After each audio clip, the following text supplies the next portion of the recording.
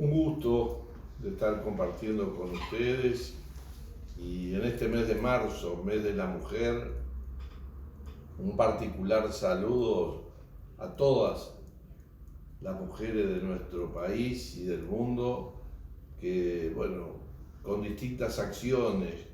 con distintas movilizaciones, inundaron distintas ciudades, distintos pueblos con una consigna que en definitiva trasciende el Uruguay y tiene que ver con igualar derechos, invertir en la mujer para igualar derechos, dice la propia consigna de las Naciones Unidas. Porque esta fecha histórica del 8 de marzo no es antojadiza. Allá a principios del siglo XX, por el 2010, en Copenhague, la Segunda Internacional Socialista de Mujeres se reunió y con antecedentes graves, como muchas veces en la historia de la humanidad ha pasado, de represión, de violencia contra trabajadoras, contra trabajadores. En Chicago, en una fábrica, habían quedado encerradas ante una protesta que se generalizaba en el mundo, o por lo menos en los países desarrollados de la Europa y en algunas ciudades de Estados Unidos, donde se exigía lo que seguimos hoy también exigiendo, el igualar los derechos de las mujeres con los derechos de los hombres. Y quedaron encerrados y frente a un incendio, lo que sucedió, lamentablemente, la pérdida de vidas humanas. Y por eso, cada 8 de marzo, pero para nosotros es todo el mes, de hacer visible, de reconocer, en definitiva, y trabajar para que, en particular, en la responsabilidad que nos atañe a nosotros, la seguridad social sea un derecho que iguale y que en la medida que avanza la sociedad, en la medida que hay cambios, la seguridad social se debe ir adaptando a esos cambios. Uruguay tiene un antecedente desde principios del siglo XX en lo que hace en materia de seguridad social y derecho. Pero sin embargo, aquel modelo de familia, con una característica patriarcal, donde el hombre era el que iba a trabajar y aportaba esos recursos para mantener la familia, ya cambió. Hoy tenemos un país y el mundo tiene una característica de composiciones familiares distintas, donde por un lado la vida en concubinato es una cuestión natural que se da y que hay que reconocer derechos. Hemos avanzado en parte reconociendo el concubinato con algunas limitaciones, con algunas rigideces que hay que seguir profundizando para no dejar excluidas en derechos muchas veces cuando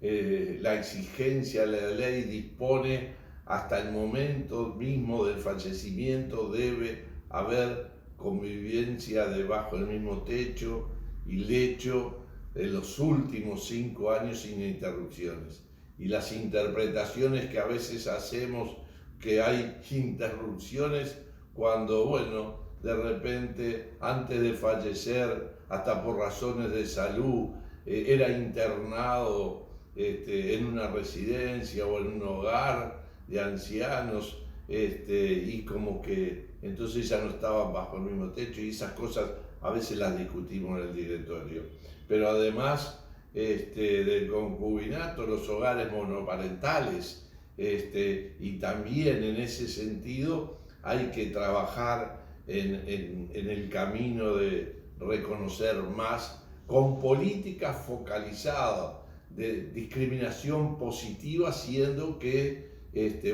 se puedan igualar derechos, porque situaciones iguales para igualar derechos hay que tener tratamientos distintos. Y eso fue lo que hicimos allá por el 2010, cuando el diálogo en materia de seguridad social, reconociendo que en el cuidado de la familia, en el cuidado de los hijos, más allá de responsabilidades que deben ser compartidas entre hombres y mujeres, quien asume siempre esa responsabilidad es la mujer, y por lo tanto o deja de trabajar o busca en la flexibilidad del empleo y en la informalidad la posibilidad de llevar algún recurso para su casa, pero no teniendo en definitiva los derechos en materia de seguridad social. Y por eso ahí se creó la ley 18.395, que dispuso que por cada hijo nacido vivo se le reconociera a la mujer un año de trabajo, y por esa vía poder reconocer 5. La ley que se aprobó el año pasado, la 20.130, en esa misma línea, aunque puede utilizarse los años de trabajo tanto el hombre para la mujer, ya no con un sentido de corte de género, pero si uno de esos hijos nace con una discapacidad severa, en vez de un año, reconocer 2. Pero creo que además el que se crearan causales de jubilación por edad avanzada, es decir, hasta ahí, hasta el 2010, si a los 60 años no tenía 35, que en esa ley se bajó a 30 años, si no juntabas 30 años, recién a los 70 con 15 podías jubilarte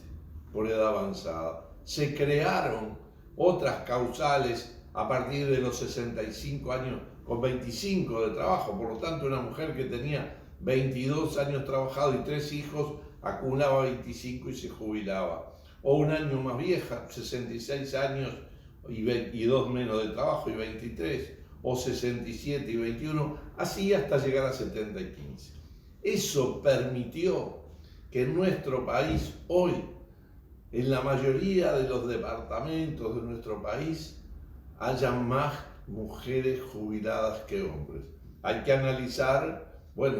la calidad de esa pasividad, la cuantía de esa pasividad, porque sin duda es un tema que también merece el análisis de que sea suficiente. Pero es el camino que debemos continuar avanzando, incluyendo en definitiva derechos para que la mujer tenga iguales derechos que los hombres. Se